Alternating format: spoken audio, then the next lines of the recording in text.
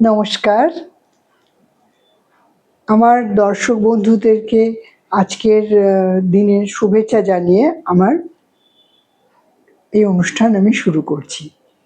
আমাদের এই ৪ দিনের জীবন, এই ৪ দিনের জীবনে আমরা কত কি কাজ করতে পারি এবং প্রত্যেকটা মুহূর্তকে আমরা খুব সুন্দরভাবে পরিচালনা করে এক এমন কিছু তৈরি করতে পারি যাতে আমাদের যারা আগামী প্রজন্ম আসবে তাদের জন্য পথটা সুগম করে যেতে পারি। কিন্তু বেশিরভাগ সময় কি হয় জানেন, আমরা সেটা করি না। সেটা জ্ঞানত করি না বা অজ্ঞানত করি না, করতে ভালো লাগে না তাই করি না, ইচ্ছে হয় না তাই করি না। এরকম নানান রকম পয়েন্ট আমাদের কাছে আছে। আর অজুহাতে আমরা সকলেই খুব সিদ্ধহস্ত। কেন করিনি তার কোনো কারণ নেই, কিন্তু অজুহাত ১০০টা দিতে পারি। অথচ কাজটা করলে সেটা অনেক সহজ ছিল যতটা আমরা অজুহাত দিয়ে টাইম বা সময়কে অপচয় করে ফেলি। আমাদের জীবনে সবথেকে বড় সমস্যা হচ্ছে আমরা একে অপরকে দোষারোপ করে জীবনে এগিয়ে যেতে চাই, কিন্তু সেটা কিছুতেই সম্ভব হয় না। তার কারণও আছে পেছনে অনেক।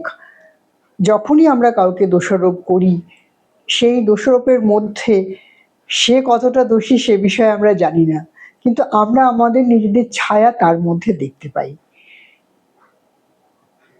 নিজের খারাপ গুণটা নিজে দেখাটা একটু তো সমস্যা, কিন্তু সেটা যখন অন্যের ভেতরে সেই ছায়াটা দেখতে পাই তখন আমরা জ্বলে পড়ে উঠি, ছ্যান ছ্যান করে উঠি যেটাকে বলে। এইরকম যখন আমাদের কাউকে ভালো লাগে তখন আমরা আমাদের ভেতরে যে ভালো লাগাটা সেটাই তার ভিতরে প্রতিফলিত হতে দেখি এবং আমাদের ভালো লাগে। এই প্রতিফলন আছে, থাকবে, কিন্তু এইটা আমরা স্বীকার করতে চাই না।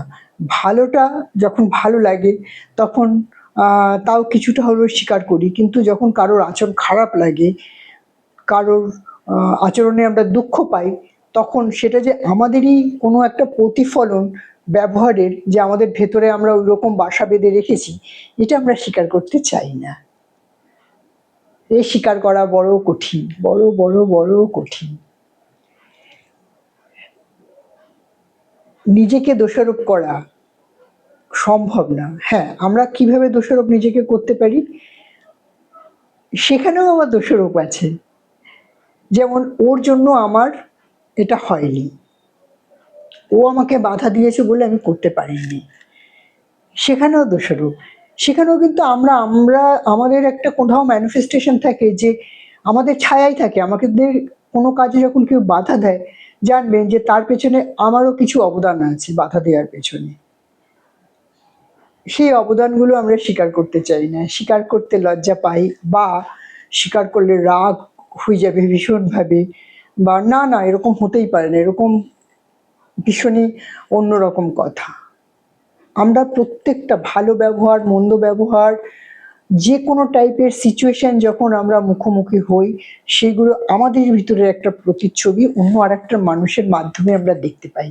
কখনো সেটা দমানো থাকে বলে আমরা পলিশ হয়েতে সেটা আমাদের বেরোয় না, কিন্তু যখন অন্য কারোর মধ্যে দেখি তখন আমরা খুব রেগে যাই, যে এরকম করছে, এরকম বাজে কথা বলছে, মুখ দিয়ে এত কথা, এত উল্টোপাল্টা কথা বলছে, এইসব করছে, কিন্তু আমরা মনে মনে সেই রকম সিচুয়েশন নিজেরা কখন তৈরি করে রেখেছি, হয়তো সুযোগ হয়নি কখনো কাউকে গলগল করে বলে দেওয়ার সেই রকম 4টে খারাপ কথা, বা রুচিতে বেঁধেছে, রুচির কারণে বলতে পারিনি, কিন্তু মনে আছে, মনে বাসা বাঁধা আছে, এবং সেই জন্যই অত রাগ, অত যন্ত্রণা।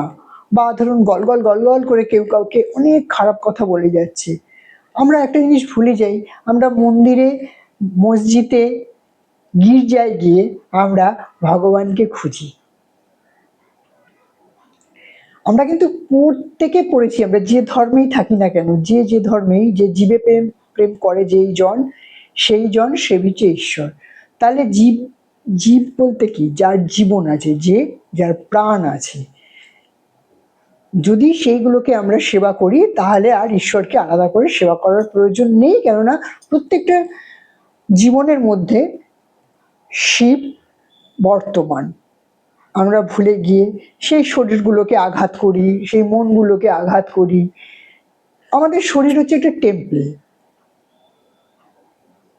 সেই টেম্পলের ভিতরে আমাদের যে আত্মা সে হচ্ছে ভগবান, পরমাত্মা। আপনার মধ্যে আছে, আমার মধ্যে আছে, প্রত্যেকের মধ্যে পরমাত্মা বিদ্যমান, এবং আমরা সকলেই খুব শক্তিশালী আত্মা। সেগুলো তো ভুলে গেছি। এবং আমাদের ভিতরে যে ঈশ্বর বাস করে, যখন আমরা কাউকে আঘাত করি, সেটা আমরা বাক্য দিয়েও আঘাত করতে পারি বা শারীরিকভাবেও হয়তো আঘাত করি, আমরা ভুলে যাই যে আমরা ঈশ্বরকেই আঘাত করছি।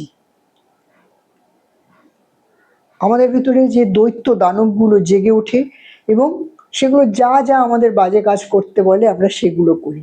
কিন্তু আপনি কাউকে বলুন যে আপনি সকাল বিকেল সন্ধে একটু মন দিয়ে ঠাকুরের নাম জপ করুন বা আপনি যে ধর্মে আছেন সেই ধর্মের কাজগুলো করুন, দেখবেন সময় পাবে না। কিন্তু আকথা, কুকথা, পরনিন্দা, পরচর্যা এগুলো করতে বলুন, অনেক সময় সময় সময় সময়ের কোনো আনলিমিটেড সময়।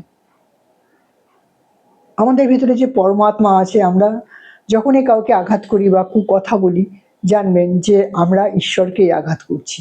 এবং যেহেতু উনি সর্বংসহা, সব সয়ে নিচ্ছেন, কিন্তু আমরা উনি সর্বংসহা বলে ওনাকে আঘাত করতেই থাকবো।